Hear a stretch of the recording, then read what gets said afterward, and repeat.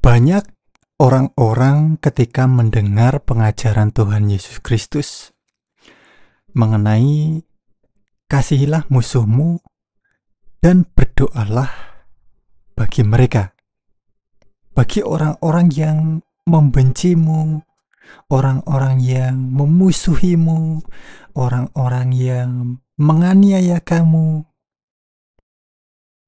Banyak orang-orang heran, ajaran apa ini? Seharusnya orang-orang gak heran, tetapi sudah familiar tentang pengajaran itu. Karena sebelum Tuhan Yesus Kristus datang ke dunia ini, pengajaran itu sudah diberikan gitu loh. Nah, sebelum lanjut, untuk kawanku, untuk saudaraku semuanya, selamat datang di Pusat Rohani. Damai Tuhan kita Yesus Kristus menyertai, memberkati kita semuanya. Jika yang hendaklah kamu katakan ya, jika tidak hendaklah kamu katakan tidak. Apa yang lebih daripada itu berasal dari si jahat. Nah, banyak orang-orang yang terkaget-kaget, terheran-heran dulu sampai sekarang ketika mendengar pengajaran Tuhan Yesus, yaitu kasihilah musuhmu dan berdoalah bagi mereka yang menganiaya kamu. Ini ajaran apa ini? Kok bisa-bisanya kita disuruh untuk mengasihi musuh? Sebelum itu mari kita baca firman Tuhan terlebih dahulu di dalam Injil Matius pasal ke-5 ayat ke-44. Tetapi aku berkata kepadamu, kasihilah musuhmu dan berdoalah bagi mereka yang menganiaya kamu. Loh, ajaran apa ini? Musuh kok disuruh mengasihi? Kok malah disuruh mendoakan mereka? Banyak orang ketika mendengar pengajaran Tuhan Yesus ini, heran, terkaget-kaget.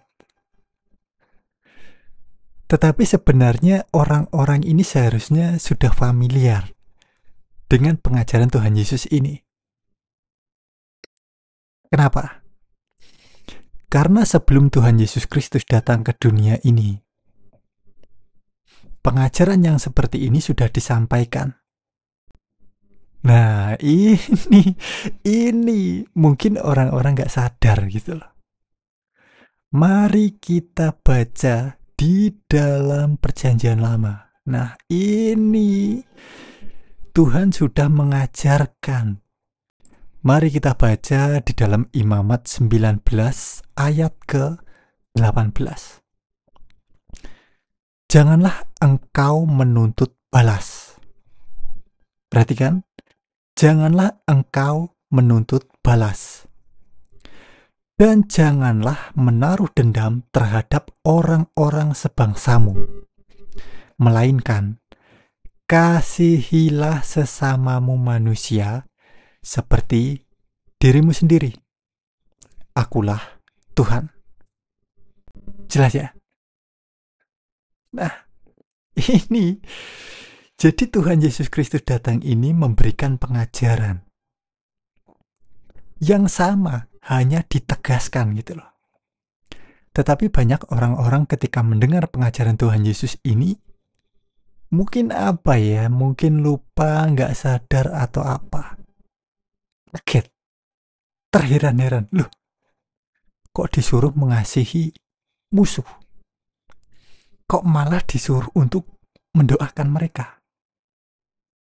Padahal sebelum Tuhan Yesus Kristus datang ke dunia ini, juga sudah mengajarkan tentang hal itu. Nah, ini loh, pentingnya untuk kita ini mengerti dan sadar. Mari kita baca Injil Matius pasal ke-22 ayat ke-39. Dan hukum yang kedua, yang sama dengan itu ialah kasihilah sesamamu manusia seperti dirimu sendiri. Tuhan sudah menyampaikan ini. Tetapi ketika Tuhan Yesus Kristus memberikan pengajaran, seperti amnesia, orang-orang ini terheran-heran. Oke, jelas ya. Jadi seharusnya sudah familiar tentang pengajaran Tuhan Yesus ini. Tetapi aku berkata kepadamu, kasihilah musuhmu dan berdoalah bagi mereka yang menganiaya kamu. Kasihilah musuhmu dan berdoalah bagi mereka. Loh, kenapa? Kok kita harus mengasihi musuhmu? Karena dia adalah sesamamu manusia. Bukankah kalian sudah mendengar firman, yaitu kasihilah sesamamu manusia seperti dirimu sendiri. Tertulis di dalam Perjanjian Lama. Bukankah ini pengajaran yang sama? Nah, ini loh, luar biasanya itu ini loh. Tuhan Yesus Kristus sudah mengajarkan, kasihilah musuhmu dan berdoalah bagi mereka. Ini di dalam Perjanjian Baru. Ketika Tuhan Yesus Kristus memberikan pengajaran secara langsung. Kasihilah musuhmu dan berdoalah bagi mereka. Loh, kenapa? Kenapa kok kasihilah musuhmu dan berdoalah bagi mereka? Karena dia adalah sesamamu manusia. Coba ingat-ingat lagi. Bukankah kamu sudah mendengar firman? Seharusnya sudah familiar. Kasihilah sesamamu manusia seperti dirimu sendiri. Sekalipun dia musuhmu, sekalipun dia menganiaya kamu, dia membenci kamu, dia nggak baiklah sama kamu. Tetapi dia ini sesamamu manusia, itulah. Oke. Dia ini manusia juga, itulah. Sama seperti kita. Kita ini juga orang berdosa. Kita juga pernah berbuat salah, kita juga pernah berbuat dosa, itulah. Kita ini sama-sama orang berdosa, sama-sama orang. Ya, intinya kita ini harus tahu, itulah. Oke. Selain itu, ketika kita mengampuni, ketika kita ikhlas, kita ini jadinya nggak menyimpan dendam, gitu loh. Legowo.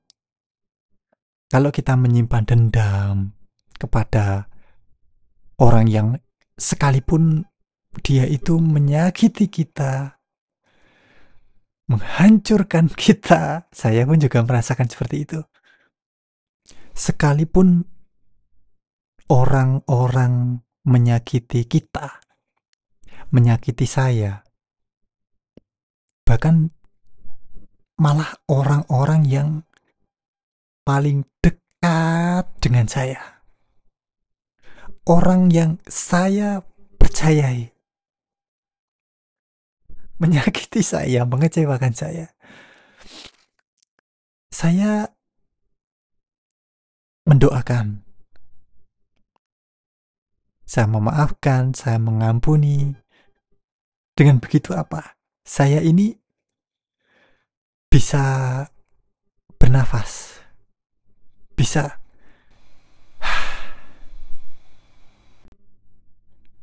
karena ketika saya ini menyimpan dendam, marah, kamu kok menyakiti saya, kamu membuat saya benar-benar hancur. Hati saya itu seperti apa ya, tersiksa, menciut, remuk gitu. Mungkin kalian juga pernah merasakan itu. Ketika kamu dikecewakan, ketika kalian disakiti, rasanya itu gimana ya? Wah, gak enak gitu. Dan kita harus untuk keluar.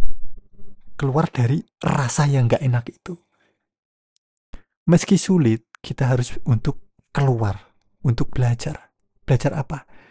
Memaafkan, mengampuni. Ketika kita bisa mengampuni, ketika kita bisa memaafkan, sekalipun dia menganiaya kita, menyakiti kita, kita bisa bernafas.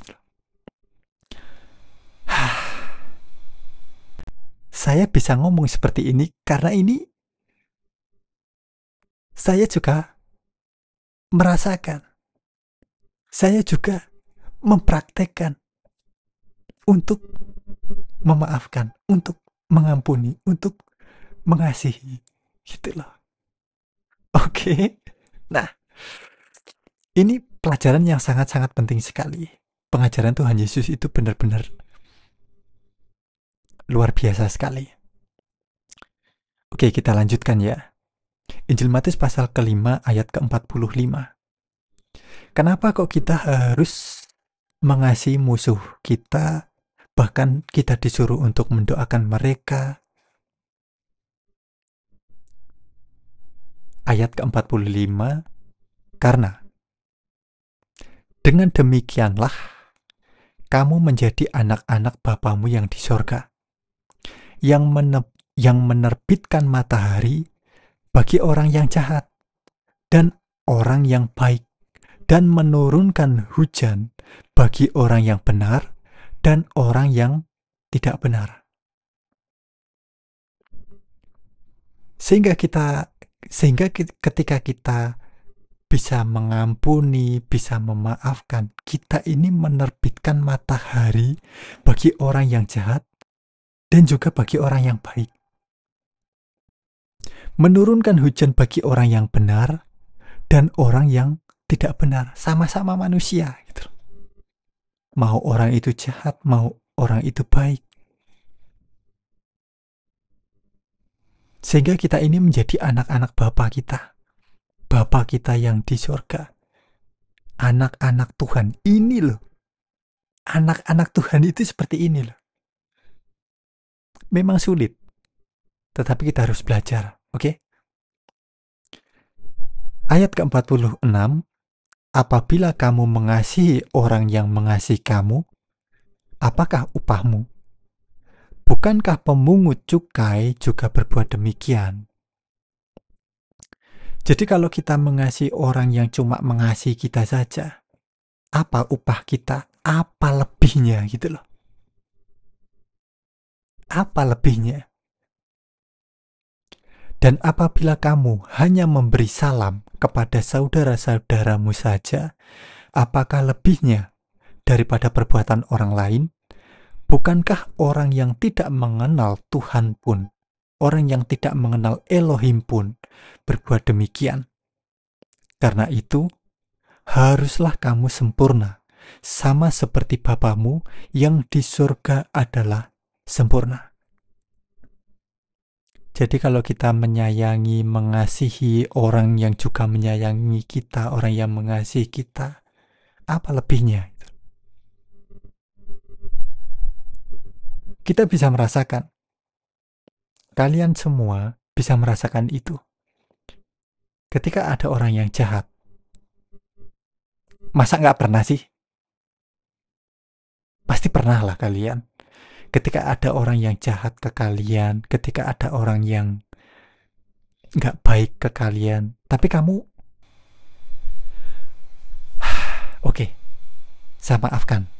Oke, saya ampuni. Pasti pernah lah kalian, gitu. Pernah kan? Itu ada rasa yang luar biasa gitu loh. Pasti pernah, masa nggak pernah sih?